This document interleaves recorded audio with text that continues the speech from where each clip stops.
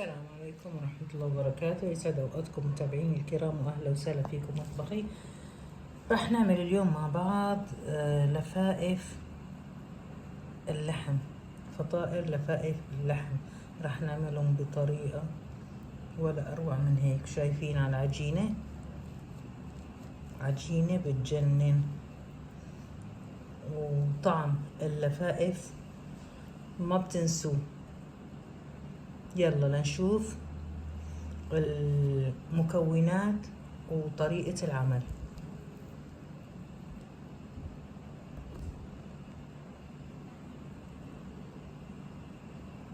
أول شي للعجينة بيلزمني كوب حليب دافي، لازم يكون حليب دافي، معلقة سكر،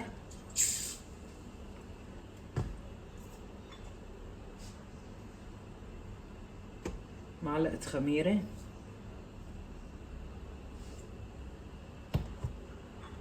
بيضة،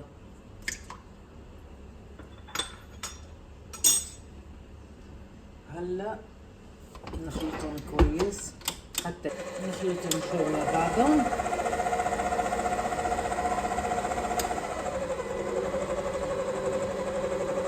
هلا بضيف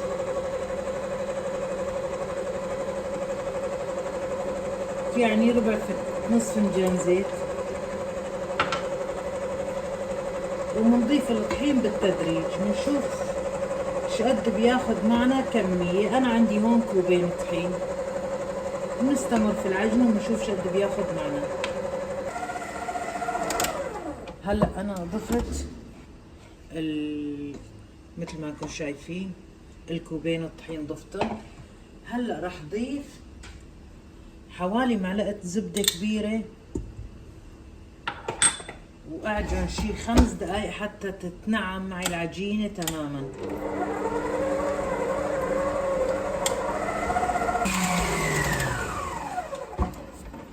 هلا عجينتي صارت جاهزة. شوفوا ما شاء الله تبارك الله.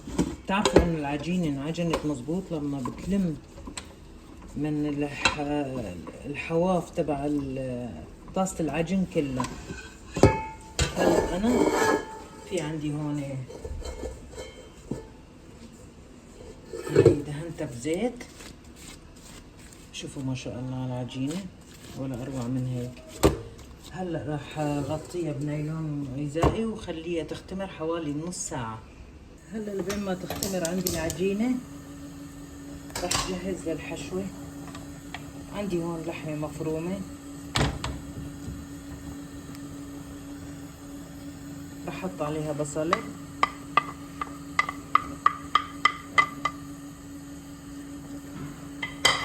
قليها شوي،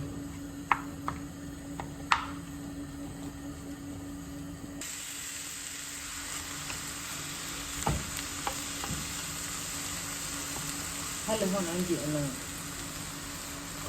فرمت نص فلفل اصفر اخضر واحمر.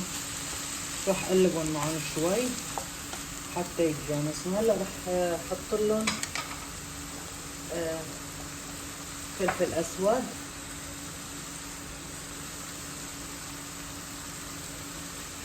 ملح، شوي بابريكا، وبهار مشكل.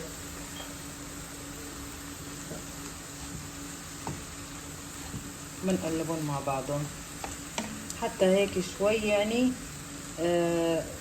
تدبل معي قطع الفلفل حطيتها. هلا هيك اللحمة صارت جاهزة. شايفين ما شاء الله تبارك الله اللون، الألوان الموجودة بتشهي. هلا أنا طفيت النار. راح أضيف شوية بقدونس. البقدونس بيعطيني نكهة طيبة للحمة أو لأي شي. سبحان الله، البقدونس بيعطي نكهة طيبة. فهلا هيك رح نخلي الحشوة عنا تبرد ومنشوف العجينة. هاي عجينتنا اختمرت.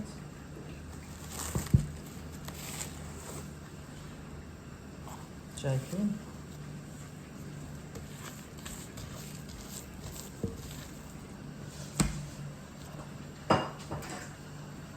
هلا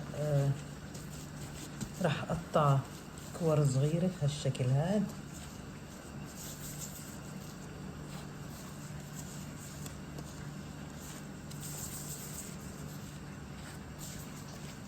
كورة حسب الحجم اللي بدي اياه.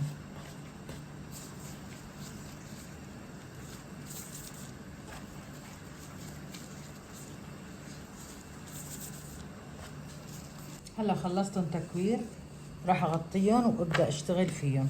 باخذ الكرة بهالشكل هاد،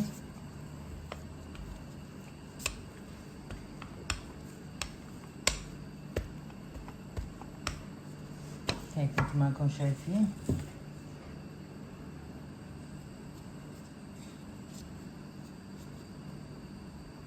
نحط اللحم،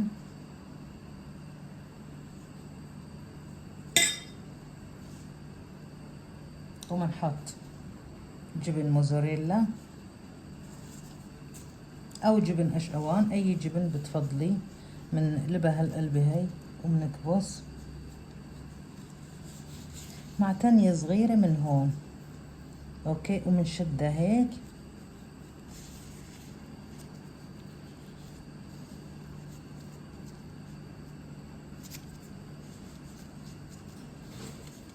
عندي هون بايركس دهنته شوي زبدة وبصف اللفائف فيه.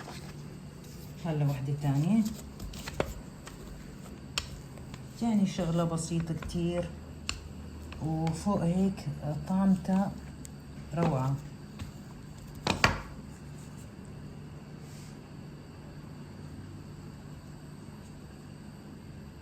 حبيتوا تعملوها هيك على العشاء، عشاء خفيف، الضيوف اجوا لعندك فجأة، ما بتاخد معك وقت ولا بتاخد معك انه يعني توقفي بالمطبخ، بسرعة بتصير وشكلها ولا احلى من هيك.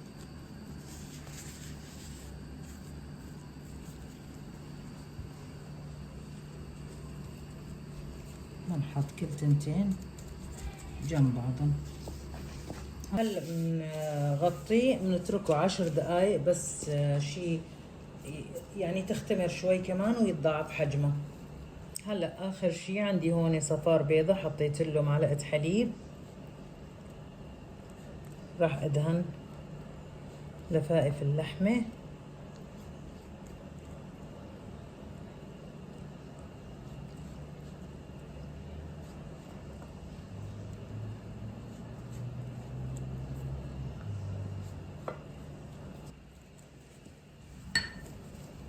شوية سمسم،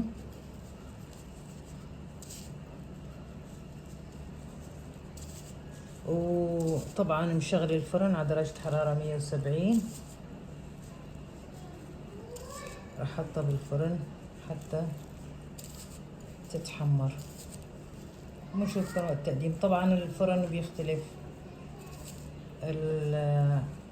يعني وقت الاستواء من فرن لفرن، فلازم تشيكي وتراقبي على اي شي بتحطيه داخل الفرن. بنشوفكم وقت التقديم. هاي لفائف اللحم بعد ما طلعناها من الفرن، شايفين تبارك الرحمن. هلا راح ادهنها بشوية زبدة،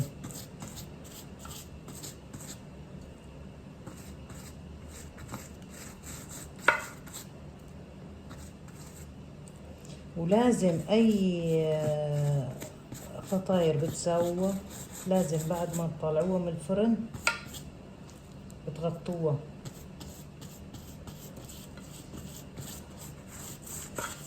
هلا هيك راح اغطيها حوالي 10 دقايق بس. هاي هيك فطايرنا صارت جاهزة. شوفوا ما شاء الله تبارك الله، شايفين على الخفية ولا أروع من هيك. بتمنى تنال إعجابكم. إذا عجبكم فيديو اليوم وعجبتكم لفائف اللحم، لا تنسوا تدعموني بلايك وشير. إذا كنتوا جدد على القناة فعلوا زر الاشتراك حتى يوصلكم كل جديد، وشكرا لحسن المتابعة.